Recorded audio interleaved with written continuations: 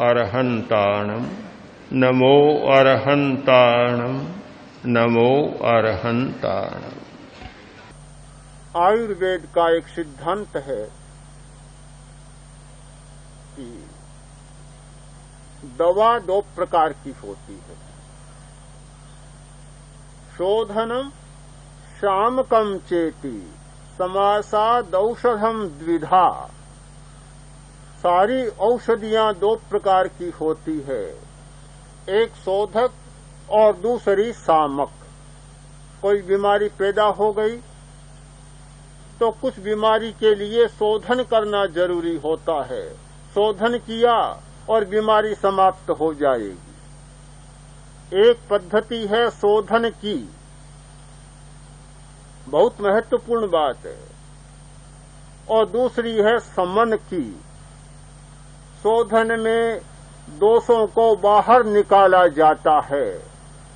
शोधन की पद्धतियां हैं वमन, विरेचन, स्वेदन, वमन कराना, जुलाब देना, विरेचन कराना और स्वेदन, पसीना निकालना। ये सारी शोधन की पद्धतियां हैं। आपको पता है कि बहुत लोग दोषों को इतना इकट्ठा किए हुए हैं और ऊपर से दवा लेते जाते हैं। भीतर में तो दोषों का भंडार भरा है और ऊपर से एंटीबायोटिक्स और भी तेज दवाइयां चलती हैं। शोधन होता नहीं, बीमारी और ज्यादा उग्र बन जाती है, भड़क जाती है। दोषों का शोधन करना यह रोग मिटाने की बहुत महत्वपूर्ण प्रक्रिया है।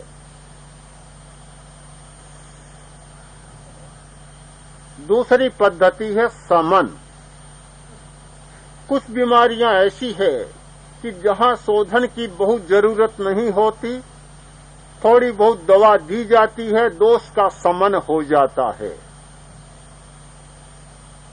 आयुर्वेद में प्रसिद्ध रहा कि पित्त की उग्रता है, घी दिया, दोष का शमन हो गया, पित्त का शमन हो गया। गिलोय, गड़ूची, ये सारी शामक औषधियां हैं जिनसे दोष का शमन हो जाता है। हमारे सामने भी ये दोनों स्थितियां हैं कि मानसिक दोष, जैसे शरीर के 3 दोष माने जाते हैं, वात, पित्त और कफ, वैसे मन के भी दोष होते हैं। मन के दोष हैं कृष्णलेश्या, नीललेश्या और कापोतलेश्या। ये 3 प्रकार के मनोभाव हमारे मन के दोष हैं। आयुर्वेद की भाषा में या सांख्य दर्शन की भाषा में रजस, तमस और सत्व, ये 3 होते हैं। रज दोष है और तमस दोष है। रजोगुण और तमोगुण ये सारे दोष और विकार करने वाले हैं। तो इन मानसिक दोषों का शोधन करना और शमन करना, शमन के साथ साथ विलय की बात मैं और जोड़ देना चाहता हूं। यदि आध्यात्मिक दृष्टि से विचार करें तो 3 बातें हो जाएगी, दोषों का शोधन, दोषों का शमन और दोषों का क्षयीकरण, विलयीकरण, सर्वथा समाप्त कर देना। शांत किया हुआ दोष तो फिर उभर आता है, पर क्षीण किया हुआ दोष फिर उभर कर सामने नहीं आता। इसलिए 3 अवस्थाएं बन जाती है। पहली अवस्था है शोधन की अवस्था। हम हृदय परिवर्तन के लिए मानसिक दोषों का शोधन करना सीखें, उसकी युक्ति सीखें। हिंसा की चेतना को बदलना है, असत्य की चेतना को बदलना है, अप्रामाणिकता की चेतना को बदलना है। कैसे बदलेंगे? हमारे पास कोई युक्ति चाहिए।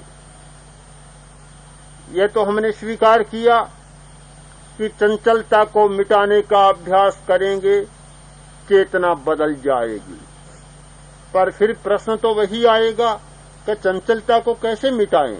अभ्यास करें कि चंचलता मिटे तो हमारा दोष मिटेगा, हमारा हृदय परिवर्तन होगा।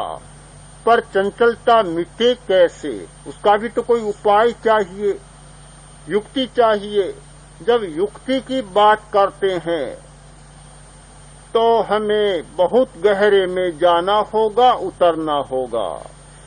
हमारे सामने बहुत सारी सच्चाइयां होती है, हम बहुत सारे आचरण भी करते हैं, पर सच्चाइयों को, सामने पड़ी सच्चाइयों को भी जान नहीं पाते और अपने आचरणों की व्याख्या भी नहीं कर पाते।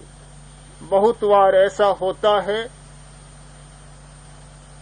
पत्नी बैठी अपने प्रियतम को पत्र लिखने के लिए, बहुत वर्ष बीत गए, पति परदेश से आया नहीं। पुराने जमाने में तो न जाने कितने वर्षों से आते थे, पति नहीं आया। हैरान हो गई। आखिर उसने सोचा एक ऐसा पत्र लिखूं कि इस पत्र को पढ़ने के बाद तो उन्हें तुरंत ही आना होगा। बड़ी भावावेश में आकर पत्र लिखने बैठी, ध्यान मग्न, बिल्कुल ध्यान में, कोई पता ही नहीं चल रहा है।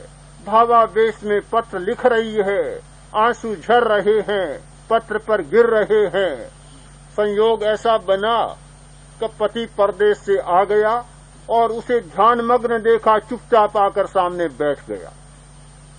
वह अपने प्रियतम को पत्र लिख रही है और अपना प्रियतम उसके सामने बैठा है। पत्र पूरा हुआ, पत्र को फोल्ड किया, समेटा और लिफाफे में डाला, पता लिखा, बंद कर, और बड़ी प्रसन्न हुई कि आज मेरा काम बन जाएगा। ऊपर मुंह किया, देखा तो सामने तो पतिदेव बैठा है। बहुत बार ऐसा होता है कि हमारी आंखों के सामने सच्चाई होती है और हम सच्चाई की खोज में ध्यान मग्न हो जाते हैं, इतने लीन हो जाते हैं सच्चाई को खोजने के लिए, पता ही नहीं चलता कि जिसे खोजा जा रहा है वह सच्चाई तो हमारे सामने बैठी है। हम जान नहीं पाते, उसकी व्याख्या नहीं कर पाते। बहुत सारे लोग कान बिंधाते हैं, पुराने जमाने के लोग तो बिंधाते थे, आज भी बिंधाते होंगे शायद। कान तो बिंधाते हैं, कम है पर बिंधाते होंगे। महिलाएं कान भी बिंधाती है और नाक भी बिंधाती है। यह कर्ण वेधन और नक्र वेधन दोनों होते हैं, पर बिंधाने वाले को पता नहीं कि क्यों तो कान बिंधा जा रहा है और क्यों नाक बिंधा जा रहा है, इस बात का पता नहीं। सच्चाई तो है, हमारा व्यवहार तो है, पर व्यवहार का अर्थ हमारे सामने साफ नहीं है। स्त्री का कान बींधा जाता था और नाक बींधा जाता था इसलिए कि वासना पर नियंत्रण रह सके, वासना उच्छृंखल न बने, कामना उच्छृंखल न बने, बराबर काबू में रख सके अपने आप को, इसलिए कान बींधा जाता था और नाक बींधा जाता था। बहनें तो यही जानती है कि नाक बींधा जाता है नथ पहनने के लिए और कान बींधा जाता है कर्णफूल पहनने के लिए। एक आभूषण तो सामने आ गया, किंतु मूल बात सच्चाई थी कहीं रह गई। आदमी का कान बींधा जाता था कि उसके अंडकोश की वृद्धि न हो, अंत्र की वृद्धि न हो। यह मुख्य उद्देश्य था कि अंत्र और अंड पर नियंत्रण रह सके, कान बींधा जाता था।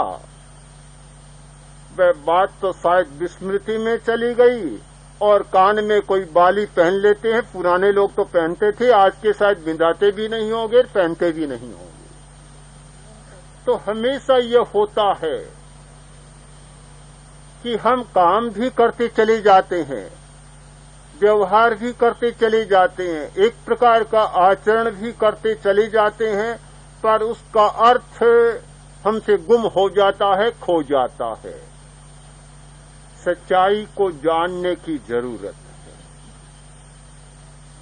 कौन आदमी श्वास नहीं लेता? हर आदमी श्वास लेता है। श्वास लेता है, कभी लंबा श्वास लेता है, कभी छोटा श्वास लेता है। लंबा श्वास लेना, छोटा श्वास लेना और श्वास लेना, ये सारी बातें चलती हैं।